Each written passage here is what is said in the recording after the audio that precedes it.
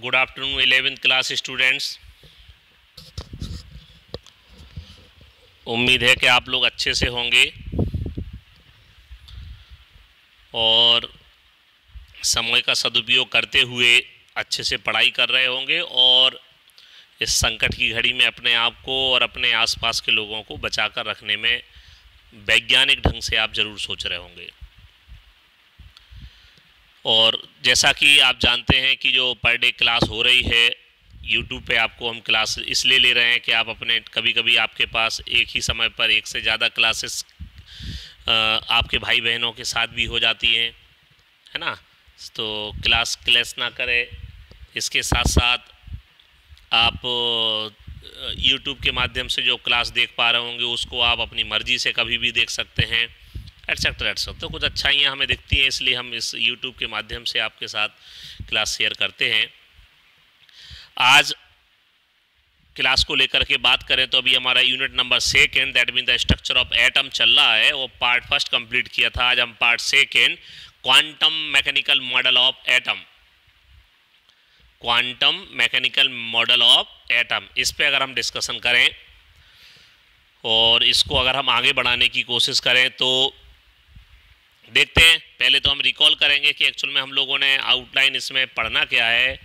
इसमें देखिए, सबसे पहले हमें इसके अंदर पढ़ना है review on previous topic, dual behaviour of matter, Heisenberg uncertainty principal, significance of Heisenberg uncertainty principal, quantum mechanical model of atom, important features of the quantum mechanical model of atom. इतना सब कुछ हमें इन पर डिस्कशन करना है।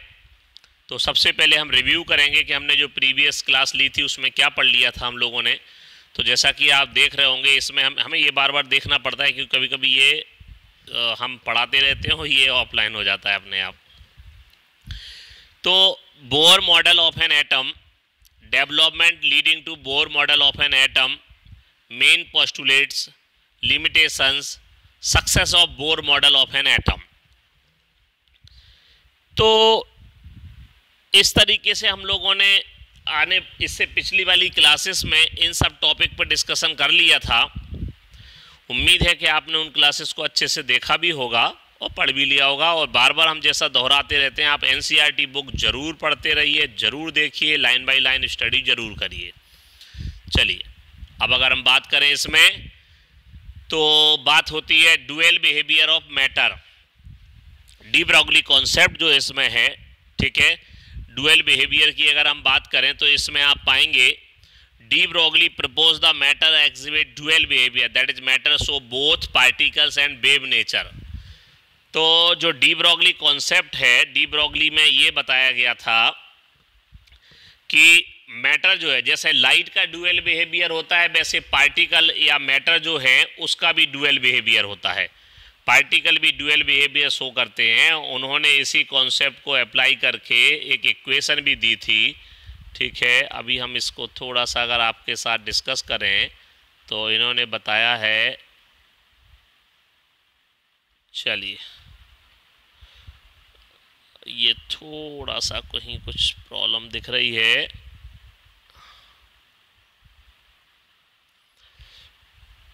चलिए आगे आएगी, बात करेंगे, है ना।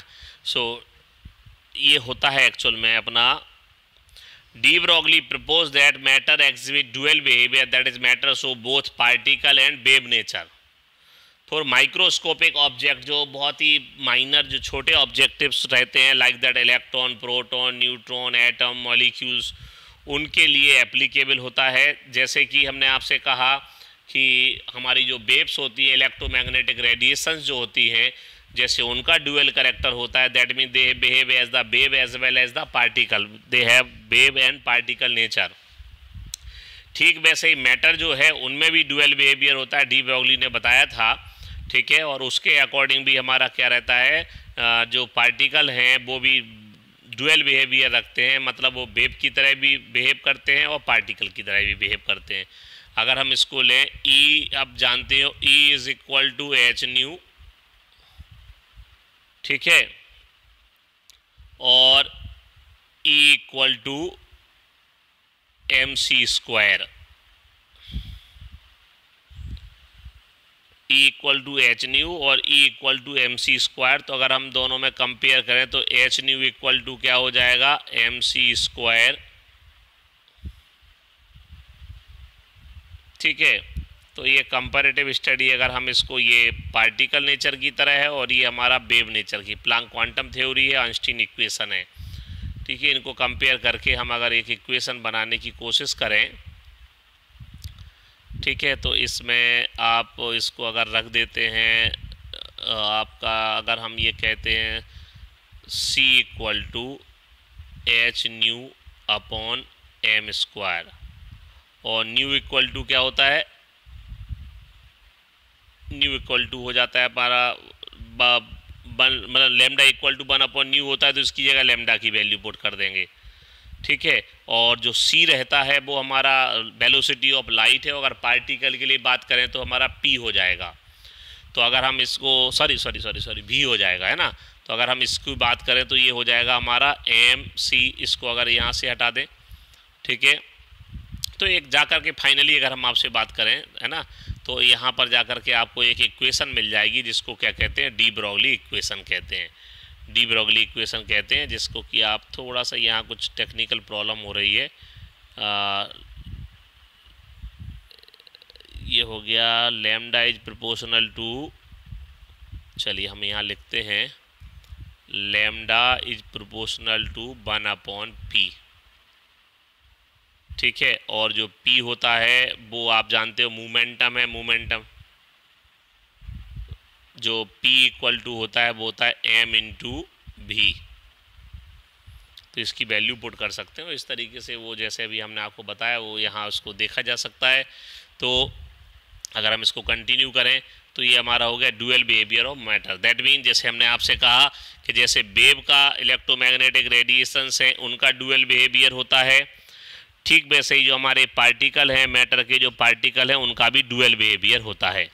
ठीक है, आगे की स्लाइड को लेकर के बात करें तो वेव नेचर ऑफ मैटर, जो मैटर है उसका वेव नेचर है, तो इस तरीके से मूवमेंट रहते हैं। तो हम इसको जो मैटर पार्टिकल है उसको भी वेव की तरह कंसीडर करते हैं, wave nature of matter.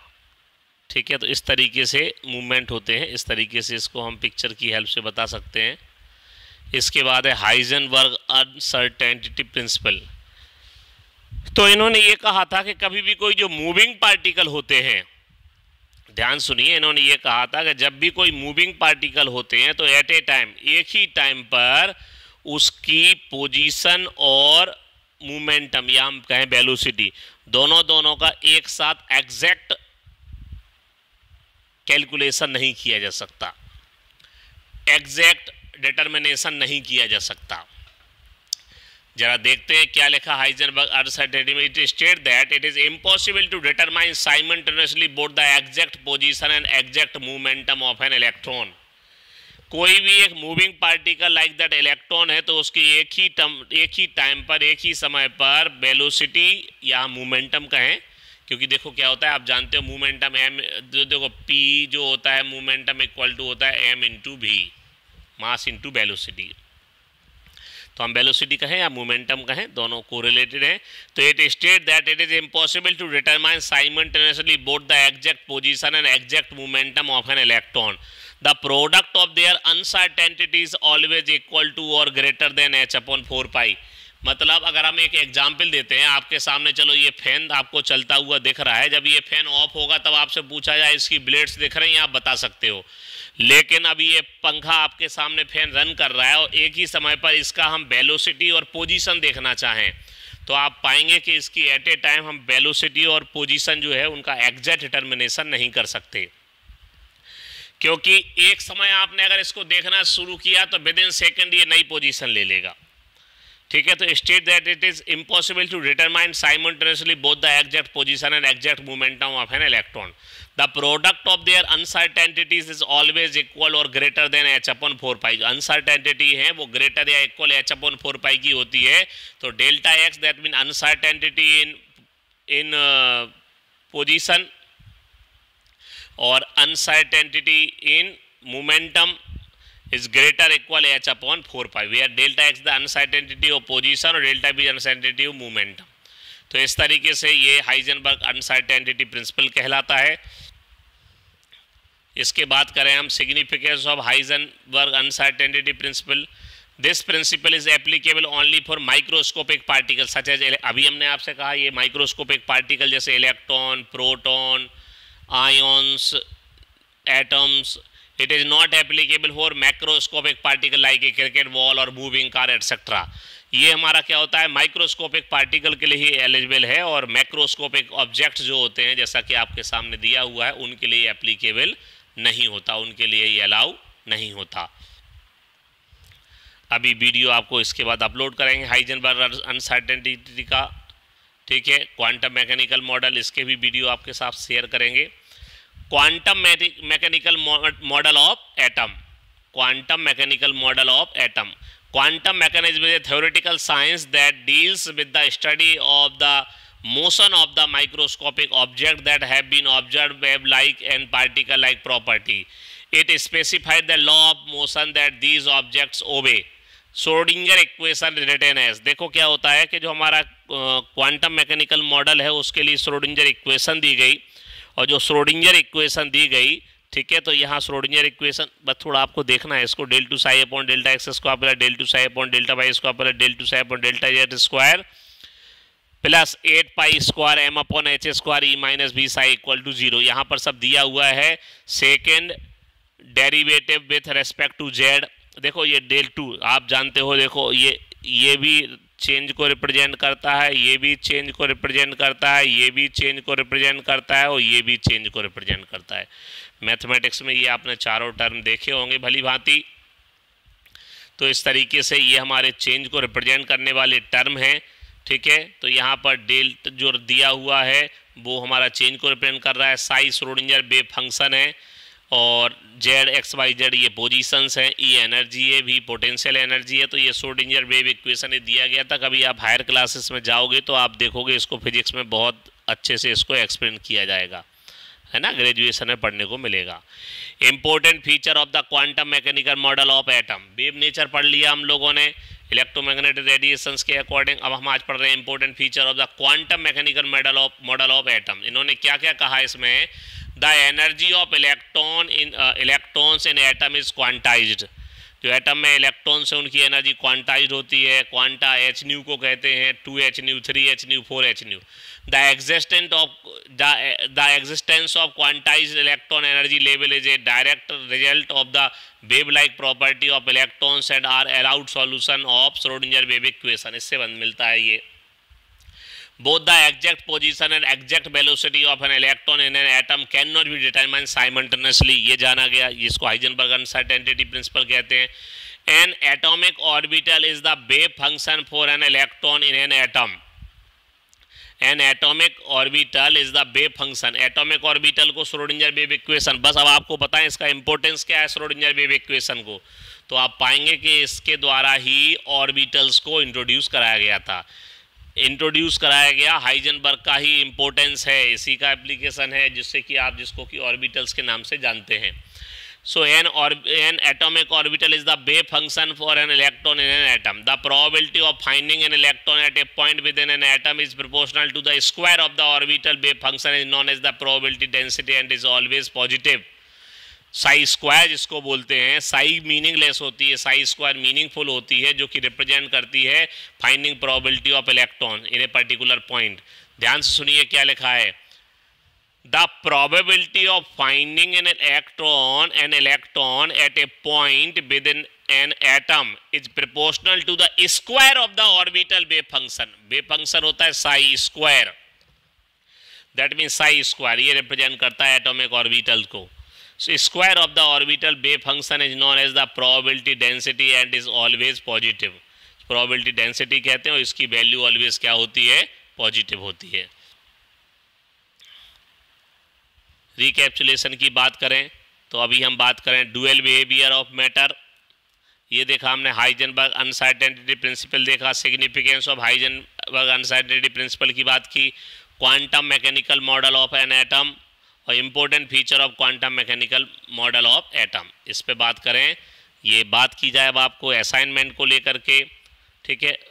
state de Broglie concept and dual behavior of matter, state Heisenberg uncertainty principle. The effects of uncertainty principle is significant only for motion of microscopic object and negligible for the macroscopic particle. Justify this within the help of suitable example. समझाओ आप इसको कि ये कहा गया वो सही है कि नहीं.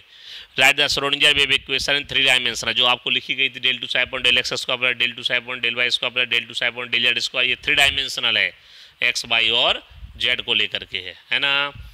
चलिए, उम्मीद है आपने कल की क्लास देखी होगी. जिन लोगों ने अभी भी कल की क्लास या आज की क्लास नहीं देखी है वो प्लीज़ उसको ध्यान से देखिएगा, पढ़िए, एनसीईआरटी बुक पर ज़रूर ध्यान दीजिए, टेंशन मत लीजिए, खुश होकर के बढ़िया घर पर रहिए, समझदारी से काम करिए, अपना और अपने परिवार के लोगों का ध्यान रखिए, स्ट्रेस फ्री रखिए अपने आप को, और थोड़ा सा हेल्दी रखिए, अपने इम्यून सिस्टम पर भी ध्यान दीजिए, अपनी इम्यूनिटी को स्ट्रॉन्ग रखिए.